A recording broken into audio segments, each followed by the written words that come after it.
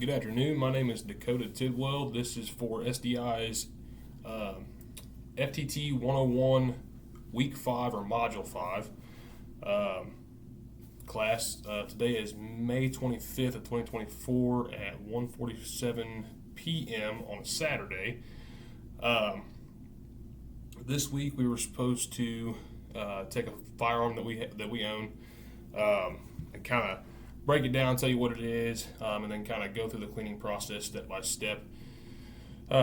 As I am a dingus and left my solvents and whatnot in the vehicle, because I did go shooting today, I'm going to kind of mock this cleaning scenario up and at least show you that I know what I'm doing. So I've already cleared my work area of any live ammunition, anything like that, locked the bolt back on this firearm, and rendered it safe.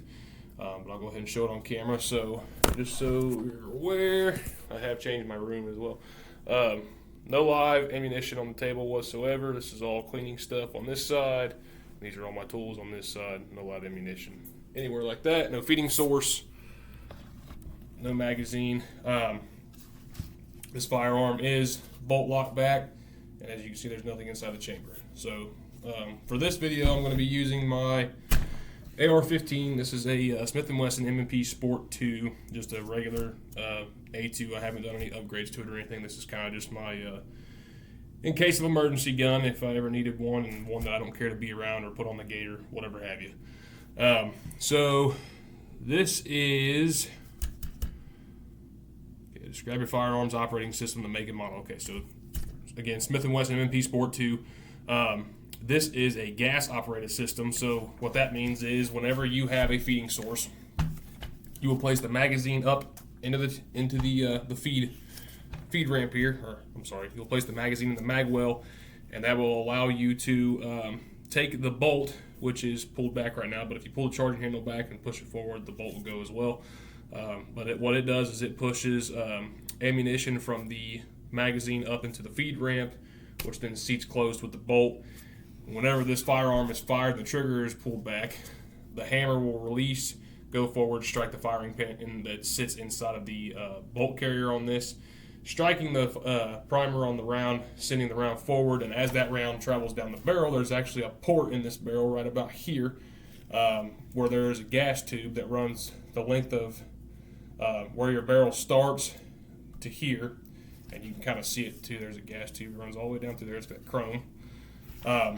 As that round travels down the barrel, gas still goes out the end, but majority of the gas goes back up into that tube and comes back here to recycle this action backwards so that the firearm runs properly.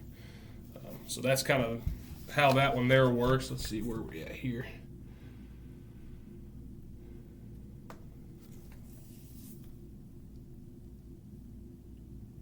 All right, and then properly disassemble your firearm and document the process. So these are super easy, super simple to do. On an AR-15, you have a takedown pin and a pivot pin. The pivot pin you never take out unless you're going to fully remove the upper from the firearm. I never do that during the cleaning process. It's just easier for me to keep it all together. So for the sake of this video, I'm going to do it like I would if I was going to clean it. So you're going to take, and on this side, you have that is where your takedown pin is. Push it, should pop out a little bit on the other side.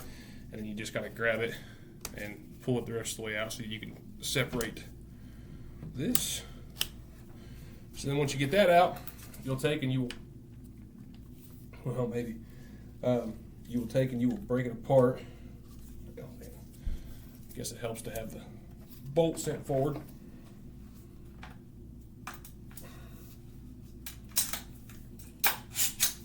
So don't do what I just did. The bolt was actually locked back, which is stuck inside the buffer tube here, which is why it wouldn't go down. So I'll try it again.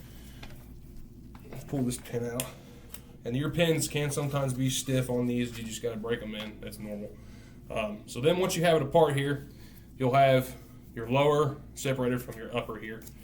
And then what I like to do is I always pull my charging handle out, and then I will release my bolt carrier on the inside of that. And I don't ever take my charging handle out, but I will for this. And then after that, you have direct access to your barrel, which is through there. And then usually what I'll do here is go ahead and lay this down. After that, after I've inspected everything, make sure everything's good, there's no nicks, scratches, or anything like that need to be taken care of. Once I've done that, then I will start pulling out my tools to be able to clean this firearm properly. So some of the sub-assemblies that are inside of here. So you have, obviously, your buffer tube and spring. Your spring runs inside of here. You have a little detent pin that kind of helps hold that in there. And that buffer runs the whole length of your stock. And if it's all the way closed, that's about how long your buffer tube is. That is what allows your bolt to carry backwards after the recoil goes against it. So your bolt will be right here, and this piece right here actually slides back into the stock. Then you have your trigger grip on the inside. This is your hammer, which is linked to your trigger right here. It's held back by a sear. Then you have your magazine release, which is held by a spring. And there's also another piece of it right there. When you push that magazine release, this piece comes up. This is your slide lock and slide catch. So that's that piece there, and then the whole assembly of the upper piece here. So you have your upper as well. Your barrel and everything's obviously connected, and then your gas system, which sits inside here and runs to the front here. So that's all that there. And then let's see. For this part of the assignment, demonstrate the proper firearm cleaning procedures. Okay. So for this one, I made a little list here. Let me grab my. Okay. So step one is always make sure that the firearm, the firearm in your work area is safe. Don't have any ammunition or feed source laying around. You could have a magazine to check for proper function inside of the mag well. Just don't have any ammunition. Never have any live ammunition on your table. Field strip the firearm while inspecting for damage and or any kind of wear. So obviously some wear is normal. You're going to have scuffs and stuff on the inside of the barrel and whatnot. That's normal. But obviously, you don't want no big dents, dings, or scratches, anything like that, for that matter. And then inspect, detail strip the firearm, which means taking out really what's necessary, and then inspecting it, making sure that everything's good. You're not going to do that every time you clean a firearm. You're going to basically field strip clean it, which is what majority of people do. They don't go into full detail, but except for maybe every once in a while. I know I don't anyway. And then would be, so one of the main things that you always want to do that's mostly important on these is your barrel. Obviously, that's where your projectile is going to run through. So to prevent squib loads, to prevent any kind of obstruction inside the barrel, which would be a big no-no, especially in a firearm like this that produces massive amount of gas and power that travels through this barrel. You want to use a solvent on the inside of this barrel. You will take and you will run a patch through here soaked with solvent. You can do it once or do it twice, but after you do that, you would take this upper here, you would lay it off to the side and let that solvent sit in here and kind of work its magic around the barrel.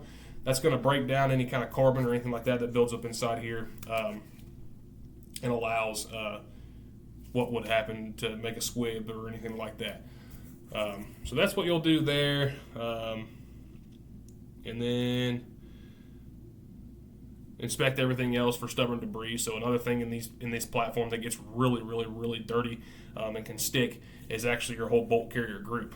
So you have your bolt carrier, which goes inside this firearm. This carries, your gas insert, your bolt itself, and your firing pin, which actually sits in here. So your firing pin sits right there. That cannot move back and forth if it gets so much carbon buildup in there that it's keeping this from being able to move and function properly. It's just like if you have brakes on a car and brake dust over time builds up, it won't allow your car to stop properly.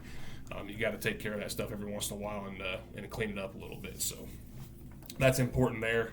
Trigger assembly, you're probably not going to have a really big issue with your trigger getting real gummed up because it's got a pretty strong spring in there, so it kind of breaks that stuff off over time, but it's never a bad idea to clean it. If it moves, it needs to be cleaned. That's my philosophy. And it needs to be clean and lubricated. So remove all the visible debris from each component, which, the cleaner the weapon, the more lubricated, the better it's going to run, in my opinion. There are some times where I feel, a dirty gun, especially when you first get it. If you get that gun real dirty and let that debris get in there, it kind of helps wear the parts in better, so you're okay there. Remove everything with small tools, cotton swabs, picks, wooden, dowels, or they do make some kind of wooden pry tools, usually used for like plastics and stuff like that, so you don't damage your firearm, which is also another reason why I have gloves on right now, because I don't want my oils to get on this firearm and rust it. And then after you get everything else clean, that's when you can go back to the barrel, and then you'll take that barrel and you'll actually take and run a couple patches through it until you get a nice clean patch coming out of there. There's no more debris on there. Then you'll take an additional patch and you'll run it through there to be able to clean the barrel for the final time, and then you'll lube everything up and put it back together. So that's I believe that was everything for this week. It was. So that is everything I have for this week. Pretty simple, pretty easy. Just real fast so far at SDI. I'm enjoying my time here. I've had a lot of questions about that on my videos. SDI has been great so far. Our instructors have been fantastic. I've kind of fell behind a little bit these past 2 weeks, just personal stuff, but nonetheless, I've gotten it done. So yeah, I'm enjoying my time here, and that's the process. Thank you very much, and we'll see you in the next class session.